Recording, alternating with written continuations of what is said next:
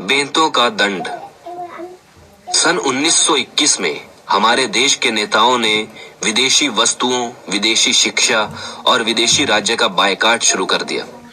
स्थान स्थान पर, नगर नगर में विदेशी कपड़ों की होली जलाई गई।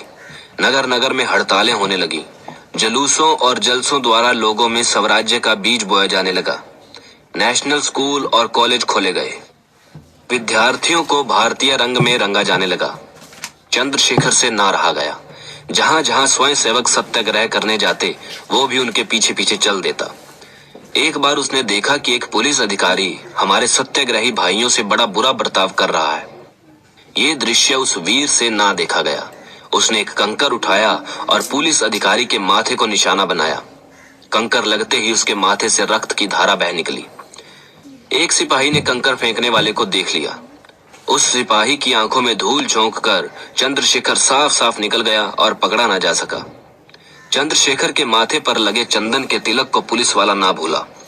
उसने पुलिस दल लेकर एक एक करके नगर की सब धर्मशालाओं को खोजा। ढूंढते ढूंढते वो चंद्रशेखर के कमरे के सामने जा खड़ा हुआ। पुलिस अधिकारी ने भीतर घुसकर देखा कि उसके कमरे में लोकमान्य तिलक, महात्मा गांधी और दूसरे नेताओं के चित्र टंगे हैं। पुलिस वाले ने आगे बढ़कर उसके हाथों में हथकड़ी डाल दी और बांध कर ले चले।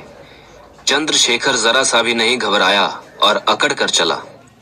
सर्दियों के दिन थे। पुलिस वालों ने उसे हवालात में बंद कर दिया और ओढ़ने को कुछ नहीं दिया। उनका विचार था कि नवयुवक घबरा कर क्षमा मांग लेगा।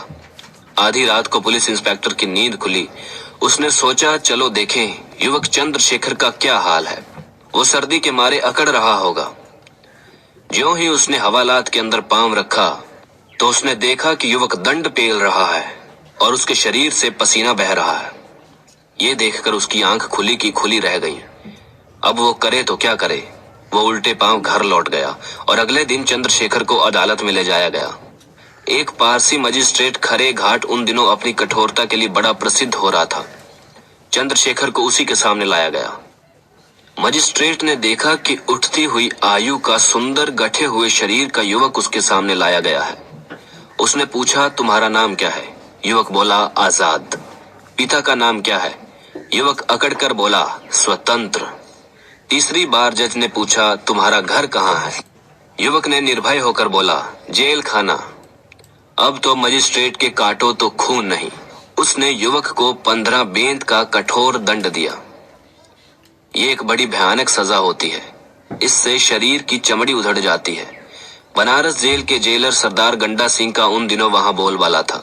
बड़े बड़े कैदी उसका नाम सुनते ही कांप जाते थे। युवक चंद्रशेखर को उसके सामने ले जाया गया। उसने अपने सामने युवक को टिकटिकी पर बंधवाया। अब भी चंद्रशेखर मुस्कुरा रहा था। जेलर ने मन में सोचा कि अभी इसकी बुद्धि ठिकाने आ जाएगी। टिकटिकी पर बांधने से पहले हर एक को बिल्कुल नंगा कर दिया जाता था। केवल लंगोट रहने देते थे। फिर उसके शरीर पर एक औषधि लगाई जाती थी ताकि ज्यादा चोट न आए। जेलर की आज्ञा होते ही युवक के शरीर पर बेंतों की चोट पड़ने लगी। पहली चोट पर नवयुवक गरज कर बोला, भारत माता की जय। पहले बेंत के लगते ही उसके चूतड़ों की चमड़ी उतर गई, पर वो शांत बना रहा। फिर जेलर ने कड़क कर कहा, 2। इस पर भंगी ने पूरे बल से हंटर को चलाकर चंद्रशेखर पर दे मारा। इस बार तो रक्त बह निकला, पर वीर नवयुवक चंद्रशेखर ने उसी तरह निर्भय होकर कहा, भारत माता की जय। जेलर युवक का साहस देखकर चकित रह गया। उसने फिर तीसरी बार कहा, 3।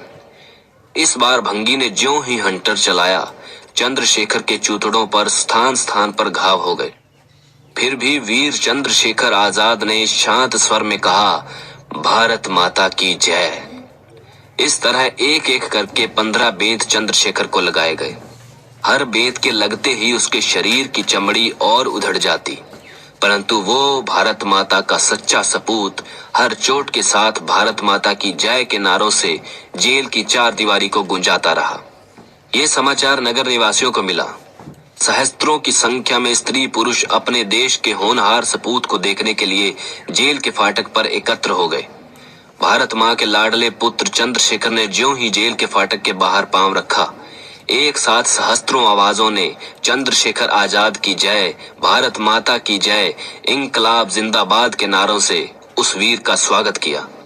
उस दिन ज्ञानवापी मोहल्ले में एक बहुत बड़ा समारोह हुआ। ऐसा मालूम होता था कि सारा नगर ही वीर के दर्शनों के लिए उमड़ पड़ा है। उसे स्टेज पर खड़ा कर दिया गया। नगर वासियों ने उस निर्भय युवक को फूलों से लाद दिया। इतनी पुष्प वर्षा हुई कि सारा मंच रंग बिरंगे फूलों से भर गया। उत्तर प्रदेश के भूतपूर्व मुख्यमंत्री श्री संपूर्णानंद जी उस समय मर्यादा नामक पत्रिका निकालते थे।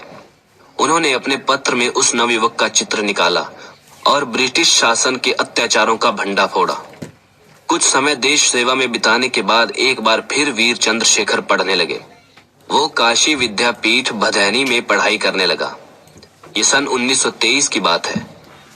देश सेवा के कार्य में लगे रहने के कारण वो पढ़ाई में तो बहुत पिछड़ गया था, इसलिए उसे निचली कक्षा में रखा गया। वीर चंद्रशेखर ने तो किसी महान कार्य के लिए जन्म लिया था। अपने से छोटे विद्यार्थियों में रहकर उसका मन पढ़ाई से ऊब गया। उसके साथ पढ़ने वाले दूसरे विद्यार्थी उसका बड़ा आदर करते थे, परंतु फिर भी उसका मन नहीं लगता था। एक दिन चुपचाप वो अपना बोरिया बिस्तरा उठाकर कहीं चला गया। महंत की गद्दी। चौरी चौरा कांड के बाद देश के नेताओं ने बायकाट आंदोलन शुरू कर दिया। अब उन्होंने काउंसिल में जाकर देश को उन्नत करने की सोची। बंगाल उस समय क्रांतिकारी युवकों का केंद्र था। कुछ नवयुवक उत्तर प्रदेश में आए और कार्य में लग गए। चूंकि बनारस में बंगालियों की संख्या बहुत अधिक थी, इसलिए यहीं से संगठन शुरू किया गया। इनका सारा कार्य गुप्त होता था, इसलिए इनके पास धन आए तो कैसे और कहां से। ये वीर नवयुवक सदा भूखे प्यासे रहकर सिर को हथेली पर रखकर अंग्रेजी राज्य की जड़ों को उखाड़ने में जुटे रहते थे। इन्हीं दिनों प्रणवेश नामक क्रांतिकारी युवक से चंद्रशेखर आजाद की भेंट हो गई। आजाद तो ऐसे अवसर की खोज में था ही। प्रणवेश ने झट इस होनहार युवक को अपने दल में भर्ती कर लिया। यहीं पर राम प्रसाद बिस्मिल सरीखे क्रांतिकारी वीरों से भी आजाद का परिचय हुआ। सोचा गया कि किस तरह दल का व्यय चले। इस पर चंद्रशेखर और कुछ दूसरे युवक ब्राह्मण विद्यार्थियों जैसे भेष बनाकर क्षेत्रों में जाकर भोजन कराते और दिन भर योग्य नवयुवकों को खोजते और अपने में मिलाते रहते। क्षेत्रों में जाकर भोजन करना आजाद को बिल्कुल पसंद न था। कुछ समय बाद इस समय दल ने निश्चय किया कि डाके डालकर धन प्राप्त किया जाए। अब क्या था, इन युवकों ने धनी मानी लोगों के घर लूटने शुरू किए। एक बार कई युवक मिलकर डाका डालने चले। इनके नेता बने राम प्रसाद बिस्मिल। फतेहपुर के समीप ही ये लोग एक गांव में पहुंचे। गांव के बाहर ही गांव वालों ने पूछा, आप कहां जा रहे हैं? उन्होंने उत्तर दिया कि हम ग्राम के मुखिया के घर जा रहे हैं, वहां हमारा निमंत्रण है।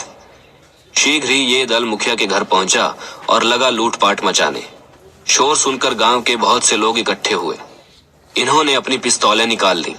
कुछ तो धन लूटने में लगे और दूसरे मुकाबला करने लगे। इनके नेता की आज्ञा थी कि किसी भी देवी को कुछ नहीं कहना, चाहे वो हमें कितना भी परेशान करे। जब देवियों ने देखा कि ये डाकू हमें कुछ भी नहीं कहते, तो उन्होंने आगे बढ़कर इनके कार्य में बाधा डालनी शुरू कर दी। दो देवियों ने झपटकर इनकी एक पिस्तौल भी छीन ली। राम प्रसाद बिस्मिल का कहना था कि यदि हमने देवियों का मान ना सीखा तो हम जीवन में कभी भी सफल नहीं हो सकते। इसलिए किसी भी युवक का साहस ना हुआ कि उनके हाथों से पिस्तौल वापस ले ले। उधर गांव के बाहर भी गांव वालों की संख्या बढ़ती जा रही थी। कहीं लेने के देने ना पड़ जाएं, ये सोचकर बिस्मिल ने सबको संकेत किया कि जैसे भी बन सके अब यहाँ से भागने की कोशिश करो। अपना समूह लेकर किसी न किसी तरह दल के सभी सदस्य अपने ठिकाने पर लौट आए और एक पिस्तौल भी छोड़ आए। सिर मुंडवाते ओले पड़े वाली बात हुई। शुरू में ही सफलता ना मिली। अब दल की बैठक हुई। निश्चय हुआ कि ये ढंग भी ठीक नहीं है। दल में रामकृष्ण खत्री नामक एक साधु भी था। उसने बताया कि गाजीपुर के महंत की गद्दी बहुत बड़ी है, अपार धन संपत्ति है। वो महंत इन दिनों रोगी है, मरने वाला है। वो योग्य शिष्य की खोज में है। यदि हम में से कोई साथी उसका शिष्य बन जाए तो दल को भरपूर धन मिल सकेगा। सबकी राय में चंद्रशेखर आजाद ही एक ऐसा युवक था जिसे महंत पसंद कर लेगा। इच्छा ना होते हुए भी सबके कहने सुनने पर दल के कार्य को चलाने के लिए आजाद मान गया। उसे समझा बुझाकर पढ़ा लिखाकर महंत के सामने ले जाया गया। महंत उसकी सुंदरता, गठीला शरीर और मधुर वाणी सुन मोहित हो गया और उसे अपने पास रख लिया। ये साधु निर्मल कहलाते थे और इनका धार्मिक ग्रंथ गुरु ग्रंथ साहिब है, जो गुरमुखी भाषा में है। अब तो चंद्रशेखर आजाद को दिन रात गुरमुखी रटनी पड़ी। कहाँ एक क्रांतिकारी का जीवन और कहाँ एक महंत का शिष्य। चंद्रशेखर शीघ्र ही इस जीवन से ऊब गया। अभी 2 मास भी नहीं हो पाए थे कि उसने चोरी से अपने साथियों को पत्र लिखा। ये दिन भर में कई सेर दूध पी जाता है, खूब दंड पेलता है। ये दिन प्रतिदिन स्वस्थ होता जा रहा है, ये मरने वाला नहीं है। मुझे कृपा करके यहाँ से निकालिए। पत्र पाते ही साधु गोविंद प्रकाश और मम्मन नाथ गाजीपुर पहुंचे। गोविंद प्रकाश जी गुरु बने और मम्मन नाथ बने शिष्य। दोनों ने जाते ही महंत के चरण छुए। कुशल पूछने के बाद वे दोनों मठ देखने के लिए निकले। उन्होंने देखा कि मठ गढ़ की तरह है। चारों ओर ऊंची ऊंची दृढ़ दीवारें हैं। यदि ये स्थान हमारे दल को मिल जाए तो क्या ही अच्छा हो। गुप्त बैठकों के लिए इससे अच्छा स्थान और कौन सा हो सकता है। धन की भी मठ में कोई कमी नहीं। ये सोचते सोचते वे दोनों क्रांतिकारी वीर आजाद को ढूंढते हुए घूम रहे थे कि आजाद ने उन्हें देख लिया।